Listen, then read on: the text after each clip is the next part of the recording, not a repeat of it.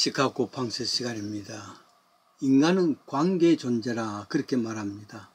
태초에 물이 있다 혹은 태초에 원소가 있었다, 아니다 태초에 공기가 있었다, 이런 논쟁이 있습니다. 이 논쟁은 자연과학의 논쟁입니다.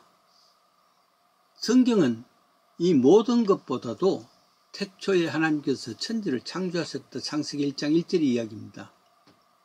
그리고 사회적 측면에서는 태초에 관계가 있었다 하고 말할 수가 있습니다. 하나님과 인간의 관계고 인간과 인간의 관계지요.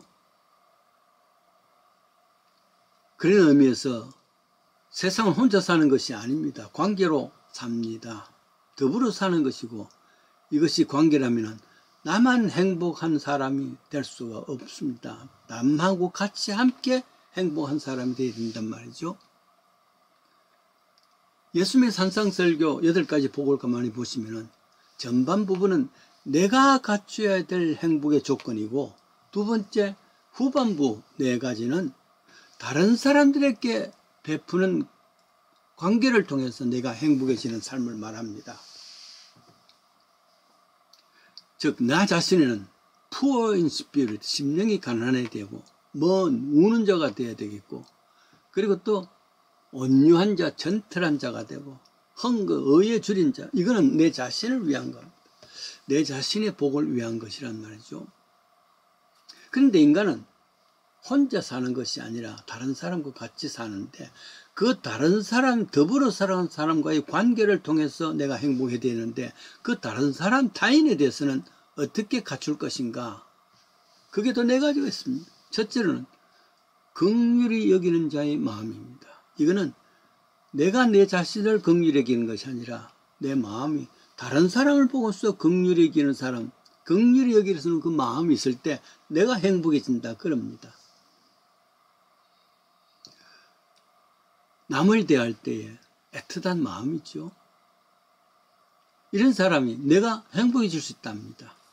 야고보서 선지자도 그렇게 말합니다. 야고보서 2장 13절에 긍휼히 행하지 않는 자는 긍휼이 없는 심판에 이르려니, 오병이어라는 역사가 있었죠. 기적이 있었습니다. 그때 상황은 때는 저물고 먹을 것은 없고 황량한 들판입니다. 지도자가 없는 무리를 보고서 예수님께서 그 마음에 민망히 여기셨다, 긍휼히 여기셨단 말이죠. 백성들을 보면서 불쌍히 여기시는 마음, 그래서 이런 기적이 나타났습니다. 이로 인해서 많은 무리들이 행복해졌습니다. 인간은 본래 다른 사람이 죽어가는 고통보다도 내가 감기에 들려서 고통받는 것이 더 신경 쓰이는 존재입니다. 이 땅에서 최고의 긍휼은 죄를 대신해서 죽어가신, 인간을 긍휼히 여기시고 대신 죽으신 예수님의 모습, 그거죠. 그것 이상 긍휼이 없습니다. 아브람 이야기가 있습니다. 어느 날 저녁이 되었습니다. 잠시 텐트 바깥을 나가니까 지나가는 나그네가 있습니다. 지나가는 나그네를 그냥 보낼 수가 없지요. 모시고 들어서 식사 대접도 하고 잘 대접하고 그 다음에 보냈습니다. 그럴 때 말이죠, 아브라함이 화가 많이 났습니다. 왜 그러냐면 그렇게 친절하게 식사까지 대접하고 보내는데 이 손님은 전혀 그거에 대해서 고맙다는 생각도 안 하고 감사가 없다는 말이죠. 그래서 보내고 난 뒤에 아예 야단을 치려고 밖에 나가니까 벌써 사라지고 없습니다. 그날 밤에 꿈에 하나님께서 계시해 주셨습니다. 아브라함아, 오늘 잠시 내 텐트에 방문한 나그네가 있었지. 누가 너에게 심판 자격을 주었느냐? 지금까지 내가 너에게 베푼 긍휼이 얼마나 많은데 거기에 대해서 네가 감사하다는 말은 얼마나 했는가? 그런데 하룻밤 나그네를 받아주었던 그 긍휼 앞에 감사치 않는다고 화를 내면은 그 다음 나는 어떻게 해야 될 것인가? 이런 이야기가 있습니다. 다른 사람을 향해서 불쌍히 여기고 긍휼히 여길 수 있는 마음, 이런 마음을 가진 사람은 내가 행복한 사람이다. 그 말이죠. 두 번째입니다. 하늘의 백성이 다른 사람들에서 어떻게 하냐면 청결한 마음이라. pure heart랍니다. 청결한 마음입니다. 여러분 아십니까? 정말 다른 사람에게 긍휼을 여기는 사람, 긍휼히 여기는 사람은 내 마음이 순수하고 청결해야 됩니다. 다른 욕심이 있다든지 다른 계획이 있다든지 흑심을 품고서 긍휼히 여기면 그건 참 긍휼이 아니란 말이에요. 내 마음이 진실로 청결한 마음을 가지면서 참 순수한 마음을 가지면서 긍휼히 여길 수 있는 마음이 참 순수한 긍휼입니다. 자기 이익에 정치하는 사람들은 이게 검은색이다, 이게 흰색이다 답을 안 해야 합니다. 왜냐하면 나중에 궁지에 모였을 때 내가 언제 검다 했나? 내가 희다 했나? 희끄무리하지. 그래서 언제나 검닫고 혹은 희닫고 바꿀 수가 있다는 말이죠. 순수하지 못한 마음이죠. 흑심이죠. 다른 목적을 위해서 아니겠습니까? 그래요. 선녀와 나무꾼 이야기 있지 않습니까? 나무꾼이 나무를 하고 내려오다가 보니까 호수에 여인이 목욕을 하고 있단 말이에요. 옷을 옆에 걸었는데 보니까 하늘에서는 선녀입니다. 나무꾼은 부탁 그 옷을 벗겨서 숨기고 선녀에게 이야기합니다. 하늘로 가지 마시고 나와 이 땅에서 결혼해서 삽시다. 깜짝 놀란 선녀는 이제는 길이 없습니다. 그래서 하는 수 없이 허락을 하죠. 그렇게 하겠습니다. 우선 제 옷을 주십시오. 나무꾼이 이야기합니다. 아니 이 옷을 주면 입고는 하늘나라로 가버리려고요? 그때 선녀가 하는 말이 있습니다. 선녀는 거짓말하지 않습니다. 나무꾼은 이 세상의 기준으로 이야기를 했고 선녀는 하늘의 기준을 이야기를 했습니다. 그래요. 정결한 마음을 가질 수 없다면 그것은 참된 긍휼이 나올 수가 없다. 다른 사람을 긍휼히 여길 수 있는 사람만이 이 세상에서 복된 사람이랍니다.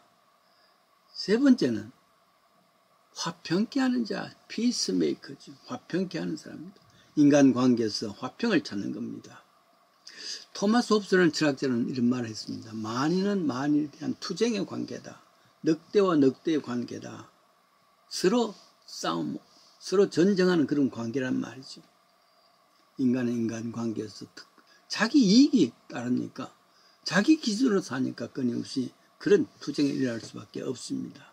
근데 이 가운데서 화목케 할 수 있다는 피스메이커가 될 수 있다면 이거야말로 복된 삶이라. 그러면서 예수님께서 하늘과 땅에 원수된 것을 화목케 하기 위해서 십자가에 못 박히셨던 제물이 아니겠습니까?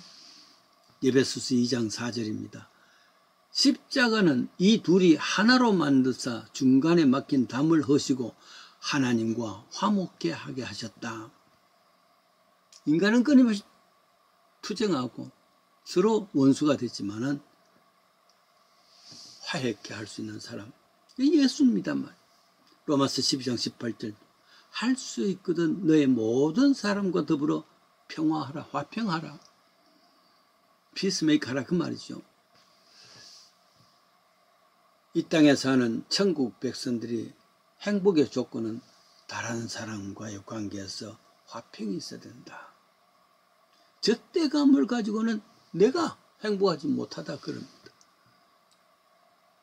그렇습니다.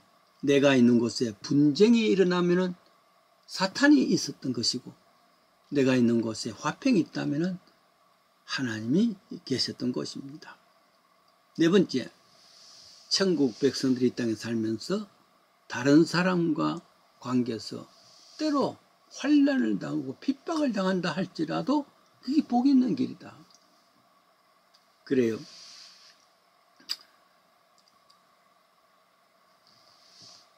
예레미야 선지자가 그렇게 말하지 않습니까? 핍박과 환난 속에 있을 때에 하나님께서는 이것은 내 본심이 아니다. 하나님 본심 뭐냐? 이런 핍박과 환난 속에 자라고 더 단단해지고 더 확실해져서 더 열심으로 믿는 믿음이죠. 그렇습니다. 하나님께서 주시는 것은 결코 그 핍박과 환난이 핍박 자체가 아니고 환난 자체가 아니라 그것을 통해서 온전히 이루어지는 겁니다. 그래서 신앙에도 그렇게 말했죠. 로마서 12장 12절입니다. 소망 중에 절구하며 환난 중에 참 기뻐할 수 있는 것. 기도에 항상 힘쓰는 사람. 이런 사람이 복 있는 사람이라 그럽니다. 하나님의 백성들, 천국 백성들이 이 땅에 살면서 살아가는 기준, 미국 살면 미국, 한국 살면 한국에서 살아가야 될 기준이 있습니다만은 그럼에도 불구하고 우리는 하나님의 백성들입니다. 천국 백성들이 이 땅에 살 수 있는 행복받는 사람 네 가지 다른 사람과의 관계였습니다. 첫째는 그 사람을 긍휼히 여기는 마음, 또한 내가 청결한 마음, 순수한 마음이죠. 화평케 하는 마음입니다. 핍박을 주는 것이 아니라 핍박을 당할 줄 아는 사람. 이런 다른 사람의 관계에 있을 때 내가 행복해진답니다. 행복된 삶, 세상 기준이 아니라 천국 기준의 행복된 삶을 사십시다.